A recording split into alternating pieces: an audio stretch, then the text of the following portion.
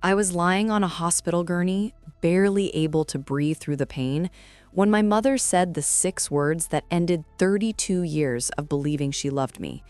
This is really not a good time. Not, oh my God, are you okay? Not, we're on our way. Just, this is really not a good time. And in the background, I could hear it, my sister laughing. Music, the sound of people who had somewhere better to be. My name is Claire. I am a 32-year-old mother of twins, Mia and Noah, 4 years old. I am also, apparently, a nuisance, a burden.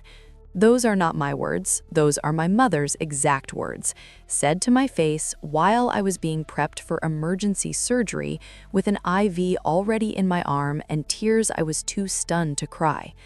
But here is what my mother did not count on. My grandfather was still alive, and he was paying attention. Before I tell you what happened when he finally stepped in, please take 2 seconds to like this video, share it with someone who needs to hear this story, and subscribe if this is your first time here. We only ask that you do it if the story resonates with you. And drop your location in the comments right now. Tell us where in the world you're watching from tonight. Your location genuinely matters to us, and we love knowing who's in this community. Now, let me take you back to a Tuesday in October, because nothing about what happened that day started in that hospital room. It started in my kitchen. Mia was refusing to eat her eggs because they were, and I quote, too yellow. Noah was dragging his blanket across the floor like a tiny, exhausted king who had not signed up for this morning. I was running on 4 hours of sleep, my coffee had gone cold, and I had a client deadline in 2 hours. A completely ordinary Tuesday, the kind of morning where survival is the only goal. I am a freelance graphic designer. I work from home. I am also a single mother. The twins' father, Derek, and I separated when Mia and Noah were 18 months old. No dramatic villain story there. We just wanted different things, and co-parenting had settled into a workable, if lonely, routine. So it was just me. It had been just me for a while. I had been ignoring abdominal pain for 3 weeks. Every time it flared up, I told myself, after this deadline, after the pediatric checkup, after the weekend, I kept pushing it to the back of the line because single mothers don't get sick days, and there was always something more urgent demanding my attention. That Tuesday morning, the pain stopped accepting negotiations. It hit me so hard, I had to grab the kitchen counter just to stay upright. Mia looked up from her plate, studied my face for a moment, and said, "Mommy, your face looks wrong." 4 years old, she saw it before I fully admitted it to myself. I called Derek first, straight to voicemail. He was traveling out of state until Thursday, so I did what I had always done when I had no one else. I called my mother. Her name is Sandra. 58 years old, lives 20 minutes from my apartment, has 2 grandchildren she sees roughly twice a month, on her schedule, with the energy of someone performing a generous favor. I want to be fair here. She was never openly cruel growing up. She showed up, but she showed up the way some people do, physically present, emotionally unreachable. And over the years, I had trained myself to need less from her, to ask carefully, to never ask too much. But that morning, I needed her, genuinely, urgently needed her. She picked up on the 3rd ring. "Claire, what is it? We're about to leave." I told her everything. The pain, the possibility of the ER, that I couldn't drive myself and couldn't bring 2 4-year-olds into an emergency room alone. There was a pause on her end. And then, "Claire, this is really not a good time. We have the Taylor Swift concert tonight. Your father and I have had these tickets for months. Your sister is coming with us. You know how impossible these tickets were to get." I stood in my kitchen, bent slightly at the waist, and I waited for the part where she said, "But of course we're coming anyway." That part never came. "Can't you call a neighbor? What about Derek's mother?" "I don't have a relationship with Derek's mother." I told her that. "Well, Claire, honestly, I love you, but you cannot keep expecting us to drop everything every time something comes up. You're a grown woman. You need a better support system." Every time something comes up. I want you to hold that phrase for a moment. I had called her for emergency childcare exactly twice in 4 years.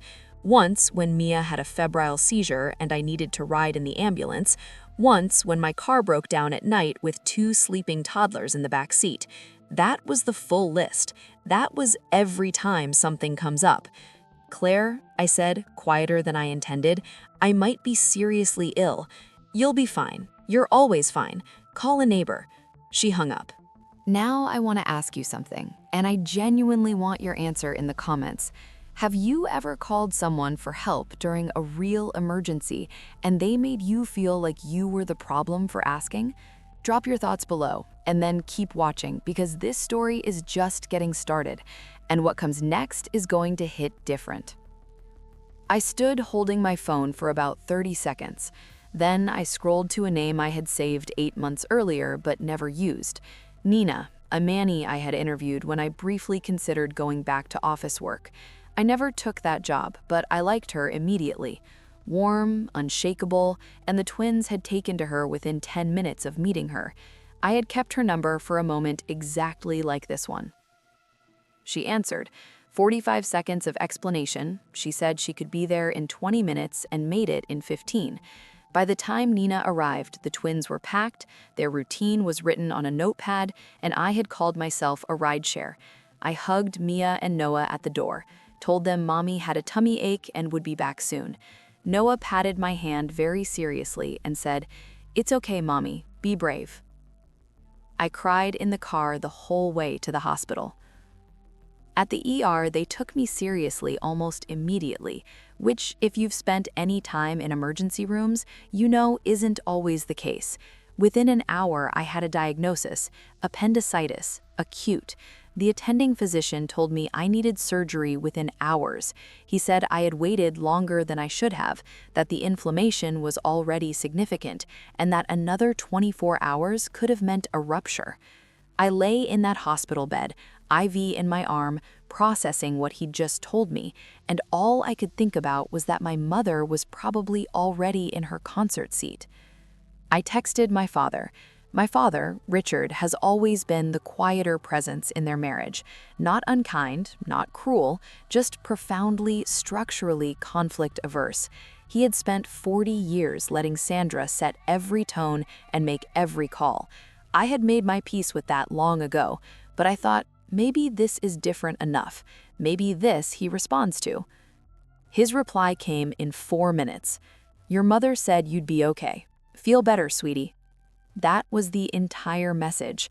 I turned my phone face down on the hospital blanket and stared at the ceiling for a long moment. Then I picked it back up and called the one person I hadn't tried yet. The one person who had never once in 32 years made me feel like I was asking for too much. My grandfather, Papa Joe, 79 years old, bad hip, a 2009 Buick he drives below the speed limit on every road in existence, and more genuine warmth in one hand than my mother has ever managed to produce in full. He picked up on the first ring. "Claire Bear, what's wrong?" I told him everything. All of it this time, without softening a single edge. The pain, the ER, the surgery, the concert, my mother's exact words, my father's text, the whole picture. Long silence on his end, and then, very quietly, "I'm on my way." "Papa, you really don't have to." "I'm on my way." And that was the end of that conversation. He sat in the waiting room while they operated on me. He was there when I came out of anesthesia, still half under, the room tilting. He held my hand and said, "Everything went fine. The babies are fine. You are fine. I'm right here." I cannot tell you what those words meant to me without losing the ability to finish this sentence. So I'll just say they meant everything and keep going, because you need to know what happened next. Because 2 weeks later, something was coming that none of us were fully prepared for, and it started with a text message I almost didn't open. I spent 2 days recovering in that hospital. My mother texted me the morning after surgery. Not to ask how the procedure went, not to apologize. She texted to say the Taylor Swift concert was absolutely incredible and that she thought of me during a slow song. She thought of me. I read it 3 times, and what I felt in that moment wasn't rage. I want to be precise about that. What I felt was something quieter and, in some ways, far worse. It was the feeling of finally, fully seeing something you had been half looking at for years. The feeling of a door closing not with a slam, but with a soft, definitive click. My mother did not love me the way I had needed her to. She never had, and I had spent 30 decades folding myself smaller to fit into the shape that left, excusing more, expecting less, carrying the weight of a relationship that only one of us was actually maintaining, because the alternative was a grief I wasn't ready to sit with. I was ready now. Papa Joe drove me home when I was discharged. He stayed 3 days, sleeping on my couch, making soup, reading to the twins every night while I healed. Mia called him Old Grandpa with complete sincerity every single time, and he laughed like it was the funniest thing he'd ever heard every single time. On the third night, after the twins were asleep, I sat across from him at my kitchen table and said it out loud. "I'm cutting them off, Papa. Mom, God, all of it. I'm done." He was quiet for a moment. Then he nodded slowly. "I know. I've been watching you hold that door open for a very long time. Are you going to tell me not to?" "No," he said. "I'm going to tell you that you should have done it sooner. And I'm going to tell you that whatever you decide, I'm still your family." The next morning, I made 2 phone calls. The first was to my mother. Short, clear, no performance. I told her that what she did and did not do while I was facing emergency surgery had shown me exactly where I stood, that I was no longer willing to maintain a relationship built entirely on her terms, that I was removing myself and my children from that dynamic, effective immediately. She interrupted twice, once to call me dramatic, once to insist she had always been there. I let her finish both times. Then I said, "Goodbye, Mom," and I ended the call. The second call was to my accountant. Here is something my family never openly discussed, but quietly depended on. For 4 years, I had been sending my parents a monthly transfer to help cover their bills. My father's early retirement had left them stretched, and I had stepped in without complaint, without leverage, without ever once making them feel small about it. I want you to understand, I did not do this because I felt obligated. I did it because I loved them. That transfer was canceled before noon. I called my sister Diane as well. She told me I was overreacting. I told her I wished her well and needed space. She said some things after that I won't repeat here. I ended the call. I changed my locks that weekend, not because I expected anyone to show up, but because it felt like an act of claiming something, a physical line in the ground that said, "This is mine now." And I want to pause here and ask you again, because this is the part of the story I think a lot of people recognize. Have you ever had to cut off someone you still loved, not out of hatred, but out of survival? Tell me in the comments. Tell me how it felt. Because the comments on these stories remind me every week that none of us are going through these things alone. Drop your thoughts and then stay with me, because 2 weeks later, on a Saturday morning, I heard a knock at my door that I was not ready for. 2 weeks passed, and they were, genuinely, peaceful. There is a specific kind of relief that arrives when you stop bracing for disappointment from a particular direction, like setting down a bag you'd carried so long you'd stopped noticing the weight. Nina was now officially part of our routine, 3 afternoons a week.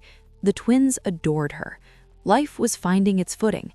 I was sleeping better, eating, working, beginning, slowly, to feel like myself again. And then, on a Saturday morning, 2 weeks and 1 day after I walked away from my family, there was a knock at my door. I wasn't expecting anyone. Papa Joe always called ahead. Derek had the twins that weekend. I looked through the peephole and felt the floor shift beneath me. My mother, my father standing slightly behind her, and beside them, looking like she would have paid any amount of money to be somewhere else, my sister Diane. I stood at that door for 10 full seconds, just breathing. Then I opened it, but I did not step aside. "Claire," my mother said, hands clasped in front of her in the posture I recognized as her version of composure. "We need to talk." "Okay," I said. "Can we come in?" "No." Her expression shifted. She wasn't expecting that word from me. Not anymore. "Claire, this has gone on long enough. You've made your point." "I haven't made a point, Mom. I made a decision." "You cut off your own family over a concert?" "I cut off my family," I said, keeping my voice steady, "because when I was being prepared for emergency surgery, you told me I was a nuisance and a burden. Those are your words, not mine. I did not invent them." My father looked at the floor. Diane looked at the wall. My mother's jaw tightened. "I never said—" "You did, and we both know it." And then, from the parking lot below, I heard a car door close. Slow, deliberate steps on the stairs, and Papa Joe appeared at the end of the hallway, moving carefully with his cane, his face calm and completely immovable. My mother turned, saw him. Something crossed her face. First surprise, then discomfort, then the very specific tightening of a person who knows they are about to be held accountable by someone whose judgment they cannot brush off. "Dad," she said, "what are you doing here?" "I called him," I said. Papa Joe walked to the doorway. He looked at my mother for a long, unhurried moment. Then he spoke, quietly, without heat, without cruelty, in the most measured voice I have ever heard him use. "Sandra, I raised you, so I need you to hear me when I tell you what you did to this girl was wrong. She was going into surgery. She needed her mother, and you chose a concert." "Dad, it's more complicated than that." "It isn't," he said. "It really isn't." He turned to Richard. "Richard, you have spent 40 years letting things pass without a word. This is the thing you should have said something about. This is your daughter." My father opened his mouth, closed it, looked like a man who had finally, completely run out of road. Papa Joe looked at Diane last, not cruelly, but without any softness. "And you went to the concert while your sister was alone in a hospital. You know better than that." The hallway was absolutely silent. My mother's eyes were wet.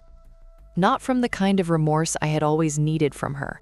Not yet, and maybe not ever fully in the way I had once hoped for, but from the experience of being seen clearly by her own father and found wanting. That is a reckoning all its own. Papa Joe put one hand briefly on my shoulder. "You don't owe anyone access to you," he said. "Not even family. Especially not family who have shown you who they are when it costs them something." He looked at my mother one final time. "If you want a relationship with your daughter and those babies, it starts with the truth. Not the version that makes you comfortable. The truth." Then he walked past all three of them, into my apartment, and sat down in his usual chair at my kitchen table like a man who had said everything that needed to be said and had nothing left to prove.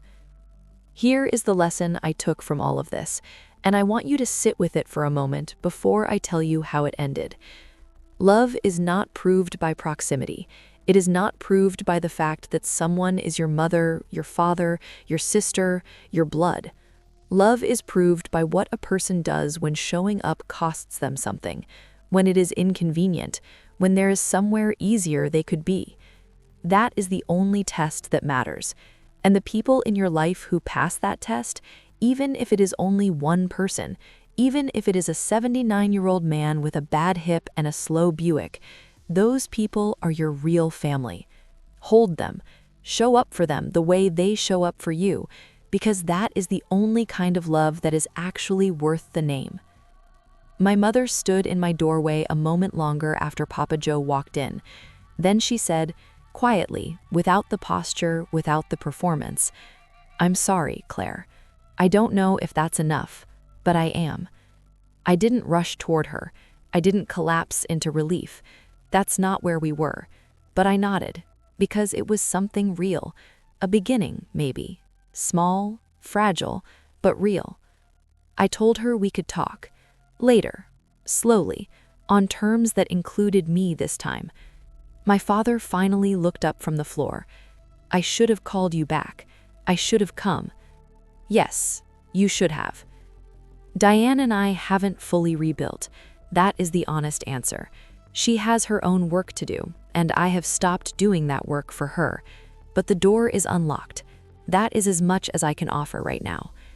The financial support has not been reinstated, not out of punishment, but because I have learned, at significant personal cost, that I cannot pour from an empty cup, and I will not fund the comfort of people who looked at me lying in a hospital bed and chose a concert.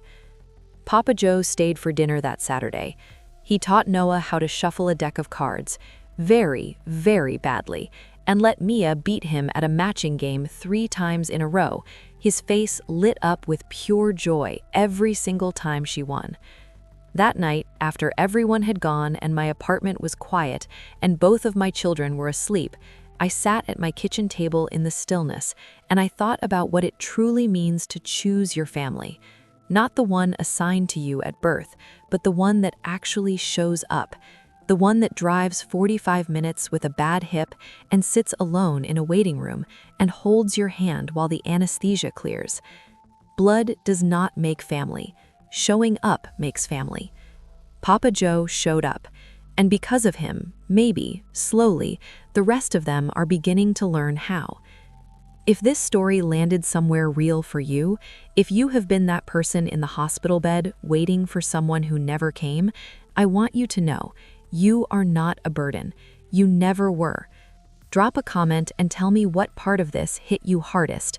And if you're new here, subscribe now, because the stories we tell in this community are the kind that remind you that your feelings are valid, your boundaries are necessary, and you are never as alone as the silence sometimes makes you feel. There is more coming, and you do not want to miss what's next.